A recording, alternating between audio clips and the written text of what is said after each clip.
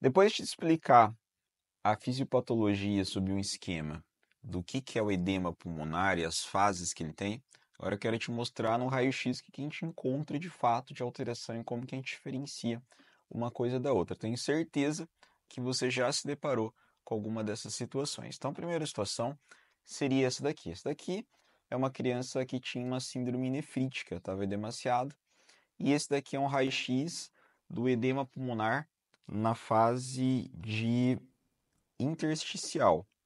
Então, essa aqui é a fase intersticial. Observa que a gente vai encontrar as seguintes características. Primeira coisa que a gente percebe, ou a gente deixa de perceber na realidade, é que a gente não consegue delimitar bem o hilo. Observa como o hilo está todo irregular, tem um limite todo impreciso. Isso é uma das características que a gente acaba encontrando.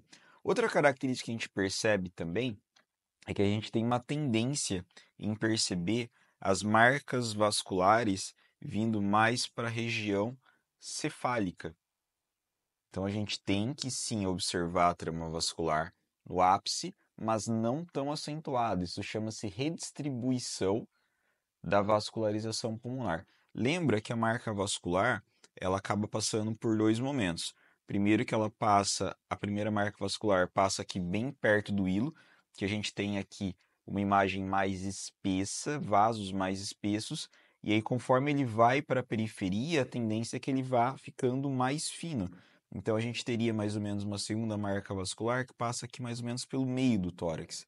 E aí a partir daqui até a periferia, a gente percebe, mas muito discreto.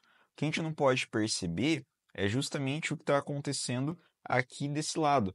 Observa como aqui na periferia a gente ainda tem marca vascular bem importante. Vou até aumentar aqui, ó, para que você consiga perceber. Olha como a gente tem ela bem marcada, chegando aqui até o bordo pulmonar. Então, isso daqui é uma característica importante. E aí, outra coisa que a gente acaba percebendo também nessa fase intersticial é que há também um espessamento dos septos interlobulares. E aumentando aqui vai ficar um pouco mais fácil de perceber. Olha como a gente consegue perceber todo o septo interlobular marcado. A gente percebe aqui, a gente percebe aqui. Isso daqui tudo é uma reticulação de padrão septal que a gente fala. Então, os septos interlobulares estão espessados e eles têm esse aspecto de rede. Então, ele vai se estendendo até a periferia. E aí a gente pode ainda notar uma outra característica no raio-x, que são as chamadas linhas septais, que são justamente uma consequência dessa organização, desse espessamento de septo interlobular. A primeira, que eu tenho certeza você já deve ter ouvido falar, seriam as linhas A de Kerley. As linhas A de Kerley, elas saem do hilo e vão em direção à periferia, porém não alcançam a periferia. A outra, que eu tenho certeza que você já deve ter ouvido falar também, são as linhas C, linhas B de Kerley, não linha C, linha B de Kerley, que são aquelas que saem aqui da periferia e elas vão em direção ao hilo. Observa como elas acabam fazendo esse sentido e elas tendem a formar aqui 90 graus com a pleura. Então essas seriam as linhas B de Kerley. E há ainda até mesmo a linha C de Kerley. Não sei se essa você já tinha ouvido falar. A linha C de Kerley, ela é aquela que fica no meio do pulmão, basicamente. Ela não tem um início aqui no hilo e ela não chega até a periferia. Então ela fica aqui, ó, no meio do caminho. Então isso aqui seria a linha C de Kerley. Todas essas linhas A, B e C de Kerley nada mais são do que o espessamento interlobular do interstício. Então essas daqui seriam características, uma forma mais minuciosa esse espessamento a depender do local que está acontecendo.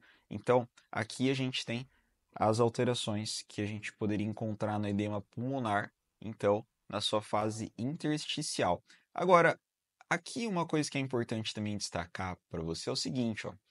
A gente começa a observar nesse raio-x aqui também, ó, a presença de um derrame pleural. Consegue perceber o derrame aqui, ó? Olha a pleura vindo até aqui, contornando, e se afastando aqui da borda pulmonar.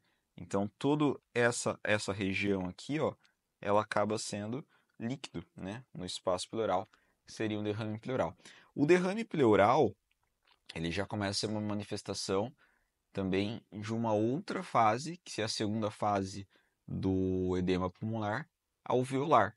Mas é importante aqui já citar para que você consiga ter essa percepção de que esse edema aqui predomina o intersticial, mas ele aqui já está indo para um edema de fase alveolar.